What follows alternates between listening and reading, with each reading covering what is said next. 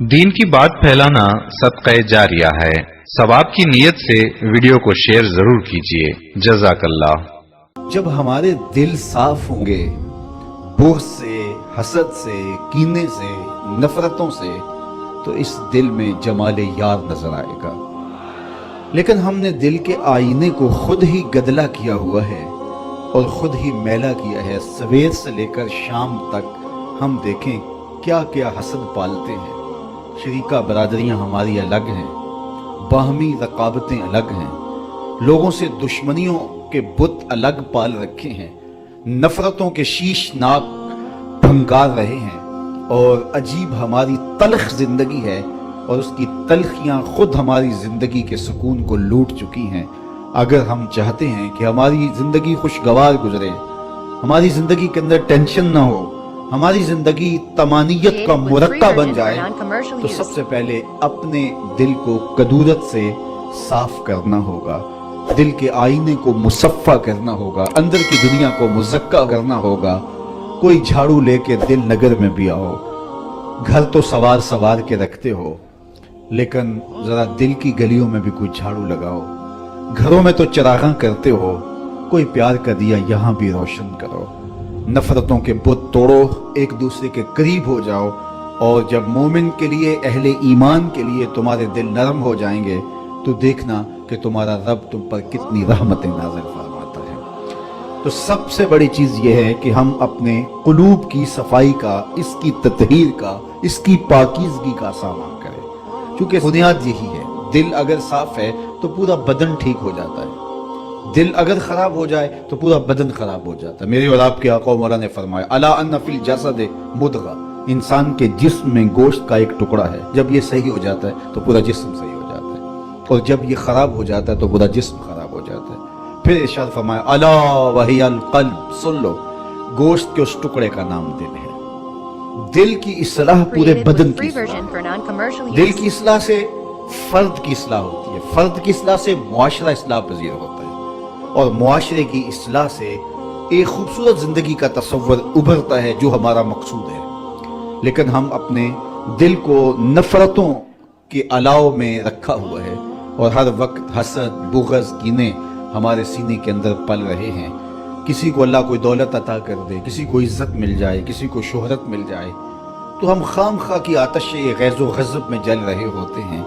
تو اپنے دل کی پاکیزگی کا سامان کرنے کی ہمیں تلقین کی گئی ہے۔ تو فرمایا یہ صحیح ہو جائے تو پورا جسم صحیح ہو جاتا ہے۔ بلکہ حضرت رومی علیہ الرحمہ نے تو قلم توڑ دیا، دل بدست آور کے حج اکبر است، از ہزاراں کعبہ یک دل بہتر است، کعبہ بن گاہے خلیل اطہر است، دل گزر گاہے جلیل اکبر است۔ کہا دل کو قابو میں لے آ، یہی حج اکبر ہے، ہزار کعبے سے ایک دل بہتر ہے۔ کہا اس لیے کہ کعبہ حضرت ابراہیم خلیل کی گزرگاہ ہے، دل رب جلیل کی گزرگاہ۔ اور اگر کعبے بھی چلے گئے، دل ہی صاف نہ ہوا، تو وہ کیا کسی نے کہا تھا نا، کعبے گیا گل نہیں مک دیجئے، دلو نہ مکائی۔ تو اس کا صحیح ہونا پہلی شرط ہے۔ دل کی اصلاح پورے بدن کی اصلاح ہے، اس کی ستھرائی پورے بدن کی ستھرائی ہے۔ تو اس لیے اس کو قابو میں کرو۔ یہ کائنات ہے۔ ہمارے صوفیاء پہلی توجہ دیتے ہی دل پہ ہیں۔ جو عالم ہوتا ہے اس کا حملہ دماغ پہ ہوتا ہے، لیکن صوفی کا حملہ دل پہ ہوتا ہے۔ وہ سمجھتا ہے دل ٹھیک ہو گیا تو پورا بدن ٹھیک ہو جائے گا۔ دل کی اصلاح پورے بدن کی اصلاح ہے۔ صوفیاء اس کو کائنات صغیر کہتے ہیں، چھوٹی کائنات۔ پوری کائنات کو اگر اس کا خلاصہ بنائیں تو دل بنتا ہے، دل کو پھیلائیں تو کائنات بنتی ہے۔ وچے بیڑے وچے چھیڑے وچے ونج مہانے ہو، 14 طبق دلے دے اندر تمبو وانگوں تانے ہو۔ تو کامیاب ہوا ہی وہی، حقیقی کامیابی اسے ملی کہ جس نے اپنے دل کو ٹھیک کیا، جس نے اپنے اندر جھاڑو دیا، جس نے اپنے باطن کی صفائی ستھرائی کے سامان کیے، جس نے اندر کے میل اتارے، اللہ اکبر، جس نے اپنے اندر کی غلاستیں دور کی۔ اندر جب صاف ہو گیا تو پھر سمجھ لو کہ کائنات سنور گئی۔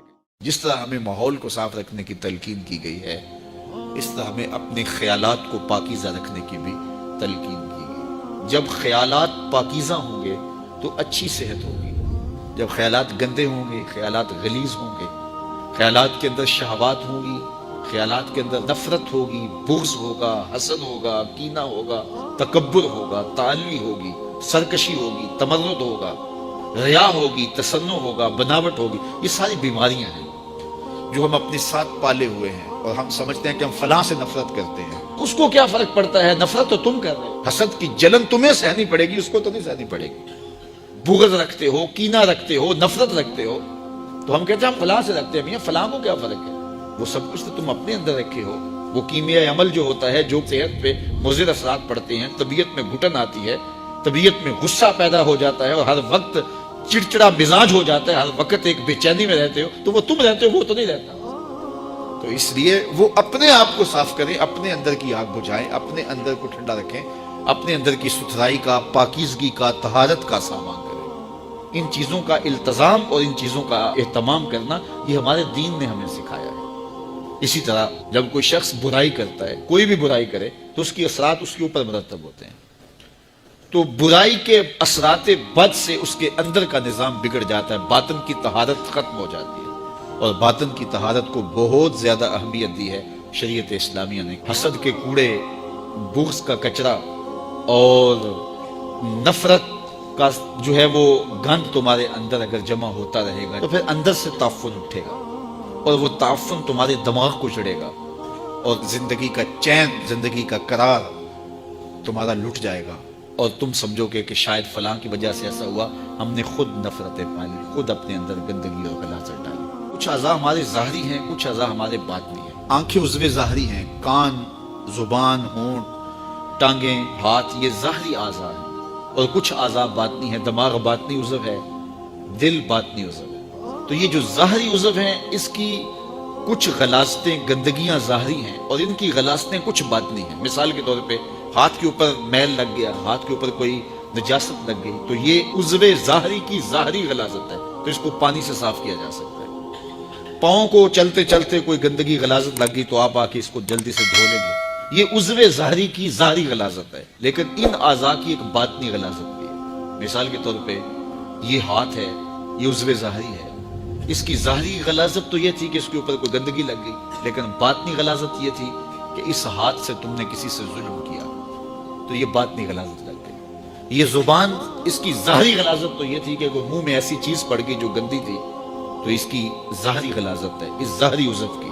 لیکن اس ظاہری عضو کی باطنی غلاظت کیا ہے؟ اس زبان سے جھوٹ بول دیا، اس زبان سے بہتان لگا دیا، اس زبان سے کسی کو گالی دے دی، اس زبان سے سب و شتم کیا، اس زبان سے کسی کے لیے برا لفظ بول دیا، تو اس عضو ظاہری کی یہ باطنی غلاظت ہے۔ اس طرح یہ آنکھ کی ظاہری غلاظت یہ ہے، اس کے اندر کوئی میل پڑ گئی تو یہ ظاہری غلاظت ہے، لیکن اس آنکھ کو شہوت سے بھر لیا، گوشۂ چشم سے کسی کی تحقیر کی، کسی کی تذلیل کی، تو اس ظاہری عضو کی باطنی غلاظت ہے۔ اسی طرح باقی اعضاء بدنیہ ہیں، تو ہر عضو کی جو ظاہری ہے اس کی ایک ظاہری غلاظت ہے، اس کی ایک باطنی غلاظت ہے۔